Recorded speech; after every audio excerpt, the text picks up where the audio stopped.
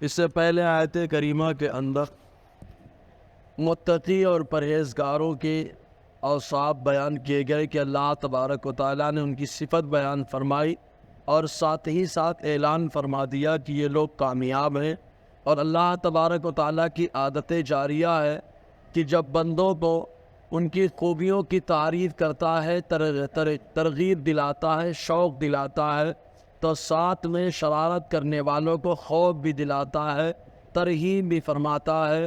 تو فوراً ایک آیت جو کھلے کافروں کے بارے میں ہے کہ جو کھلے کافر ہوں ان کے بارے میں اللہ تعالیٰ فرماتا ہے، اے محبوب صلی اللہ علیہ وسلم آپ انہیں ڈراؤ نہ ڈراؤ، سمجھاؤ نہ سمجھاؤ، وہ ایمان لانے والے نہیں ہیں۔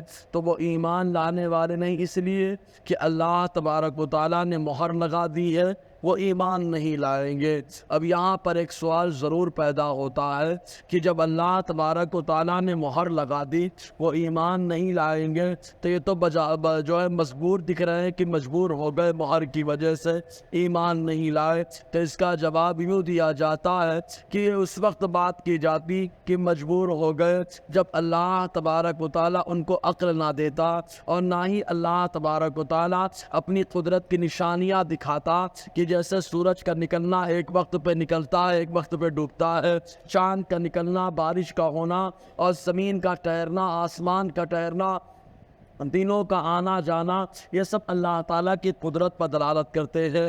مزید یہ کہ رہنمائی کے لیے اللہ تبارک و تعالیٰ نے نبیوں کے سلسلے کو قائم فرما دیا۔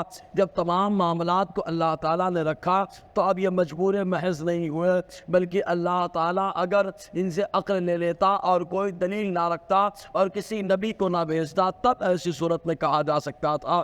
بہرکیف تو اللہ تعالیٰ نے ان کو مجبور محض نہیں بنایا، بلکہ ان کے اندر شرارت اور خباثت تھی، جس کی وجہ سے اللہ تعالیٰ نے فرمایا محبوب یہ ایمان لانے والے نہیں ہے۔ اب یہاں ایک بات قابل غور یہ ہے کہ اللہ تعالیٰ فرماتا ہے کہ جنہوں نے کفر کر دیا۔ اب یہ کفر کیا چیز ہے، کفر کا لغوی معنی کیا ہے، اور کفر کتنے قسم کا ہوتا ہے، قرآن میں کتنے قسم کا جو ہے کفر کا معنی کتنے معنی میں لفظ کتنے معنی میں استعمال کیا گیا۔ تو کفر کا لغوی معنی ہوتا ہے وہ ستر اب تغطیہ، یعنی چھپنا چھپانا، یہ معنی ہوتا ہے اس کا۔ اسی لیے وہ بندہ جو اپنے بدن کو چھپاتا ہے اس کو مستور کہا جاتا ہے، عورتوں کو مستورات کہا جاتا ہے کیونکہ وہ اپنے آپ کو چھپاتی ہے۔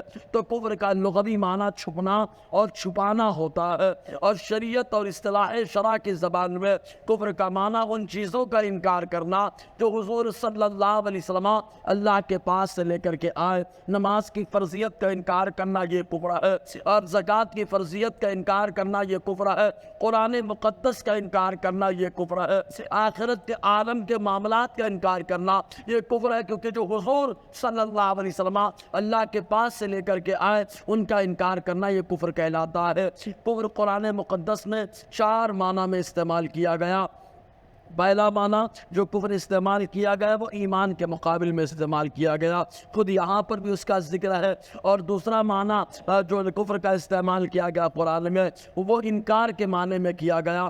اللہ تعالیٰ فرماتا ہے فَفَسَقَ عَنْ أَمْرِ رَبِّهِ وَكَانَ مِنَ الْكَافِرِينَ۔ اس طریقے سے کئی آیتیں ہیں جن میں ابلیس کا ذکر ہوا کہ ابلیس نے کفر کر دیا، انکار کر دیا، سجدہ کرنے سے اس نے جو ہے سجدہ نہ کیا۔ تو کفر جو ہے انکار کے معنی میں بھی آیا، اور اسی طریقے سے جو ہے کفر کبھی کبھی جو ہے ناشکری کے معنی میں بھی آتا ہے۔ خود قرآن مقدس میں اللہ تعالیٰ فرماتا ہے وَاشْكُرُوا لِي وَلَا تَكْفُرُونَ، کہ تم لوگ میرا شکر ادا کرو، میری ناشکری مت کرو۔ اور ایک کفر جو ہے بیزاری کے معنی میں ہے۔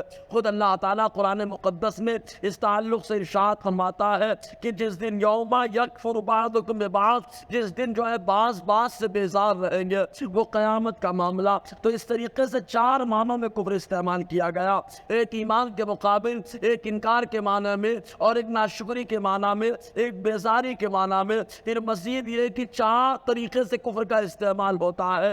ایک کفر انکار کے معنی میں ہوتا ہے، کفر انکار کے معنی میں جیسے کافر انکار کر رہا ہے تو وہ انکار کے معنی میں آ گیا۔ اور ایسے ہی ایک کفر جو ہے کفر انکار اور ساتھ میں کفر جحود کے معنی میں آتا ہے کہ بندہ اس سلسلے میں جیسے ابلیس کا انکار کرنا اور ایمان لانے کے بعد مرتد ہو جانا، یہ کفر جحود اور بے دینی کہلاتا ہے۔ اور ایک کفر جو ہوتا ہے کفر عنادی ہوتا ہے کہ بندہ سب کچھ جانتا ہے لیکن انا کی وجہ سے کچھ تسلیم کرنے کے لیے تیار نہیں ہے، اس کا دل بھی مان رہا ہے کہ یہ صحیح ہے لیکن عناد اور تعمد کی وجہ سے ماننے کے لیے تیار نہیں۔ اور ایک کفر نفاق ہوتا ہے کہ دل میں بندے کے کفر چھپا ہوتا ہے اور زبان سے جو ہے ایمان کا اقرار کرتا رہتا ہے۔ اور کافر کئی طریقے کے ہوتے ہیں، پیدائشی کافر آدمی جب اگرچہ فطرت اسلام پہ آیا لیکن ماں باپ نے جو اس کو یا تو کافر یا یہودی یا نصرانی یا مجوسی بنا دیا، حالات کے پیش نظر کافر پروان چاہا۔ اور ایک وہ ہوتا ہے پہلے مسلمان تھا اور اس کے بعد اسلام سے پھر گیا، اس کو کافر مرتد کہا جاتا ہے، اس کے ساتھ بڑی سختی برتی آقا علیہ السلام نے۔ اور ایک کافر کھلا ہوتا ہے جس کو کافر مجاہد کہا جاتا ہے، اور ایک کافر چھپا ہوتا ہے جس کو کافر منافق کہا جاتا ہے۔ تو یہاں پر کھلے کافروں کا ذکر ہے۔ اللہ تعالیٰ فرماتا ہے ان الذین کفروا سواء علیہم اانذرتہم ام لم تنذرہم لا یؤمنون، بے شک جن لوگوں نے کفر کر دیا برابر ہیں اے محبوب آپ انہیں ڈراؤ یا نہ ڈراؤ، لا یؤمنون وہ ایمان لانے والے نہیں ہے۔ کیوں ایمان لانے والے نہیں ہے؟ وجہ آگے ذکر فرمائی اللہ تعالیٰ نے۔ اللہ تعالیٰ ہم سب کو فیضان قرآن برکات قرآن سے مالا مال فرمائے۔